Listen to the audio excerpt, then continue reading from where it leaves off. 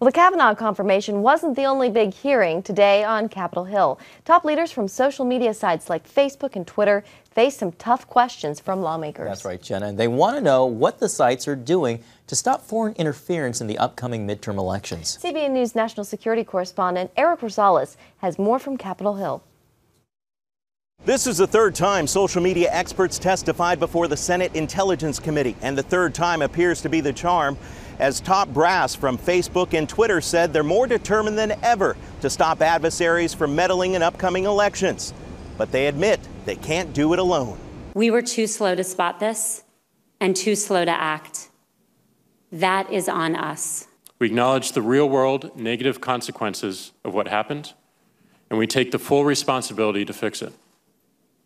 We can't do this alone, and that's why this conversation is important and why I'm here. While Facebook's number 2 executive Sheryl Sandberg and Twitter CEO Jack Dorsey testified, an empty chair sat where the CEO of Google's parent company Alphabet was expected to be. Senators say that the company refused to send CEO Larry Page, a move which drew sharp criticism. Because I know our members have a series of difficult questions about structural vulnerabilities on a number of Google's platforms that we need answers for. Executives testified policy changes have caught and banned millions of malicious accounts over the past year. Facebook came under fire for being at the forefront of Russia's interference in the 2016 election.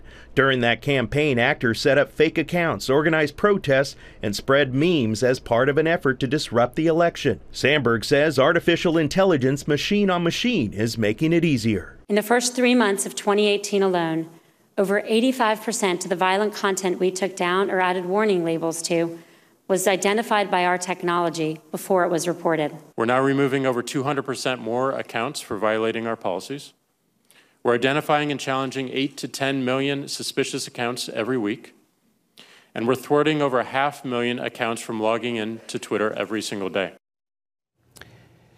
And a very important message that came out of these hearings, too, that nothing is ever free. You know, they were talking about their business model and what they want to do. They want to try and keep as many people as they can for as long as they can and to get as much information about you and I. So anytime you fill out that free survey and things like that, nothing is ever free. That's the lesson in life. Now, you mentioned Russian hackers and bots targeting social media websites during the election.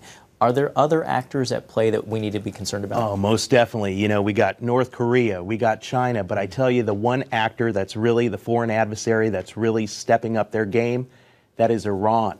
Iran is actually, especially with the new sanctions that are being put into place on Iran, a lot of them are going after and they're creating this malware that's going out there. And a recent survey ended up finding 5 new malwares that was originated in the country of Iran. And Iran is using that to disable computers, and then you have to end up paying Bitcoin in order to get your computer access back. Dorsey, he followed the Senate hearing with another hearing. Yes, he did. This one that addressed algorithms and content moderation for Twitter. What did he say in that one? Well, as we remember, you know, Twitter was actually thought of as, you know, taking apart the conservatives and dropping some of their tweets and things like that and going after them. Well, he actually admitted that the algorithm that they had in place had about 600,000 users that actually were dropped as a result of that. So he says the problem has been fixed now, but when Republicans were actually saying, wait a minute, especially in Congress, a lot of our tweets are being dropped and dropped from Twitter. That is correct. They certainly were. So they were right. Yes, they were right. We'll see if the problem gets, if it improves. Sure. Eric Rosales, thank you so much. Thank you.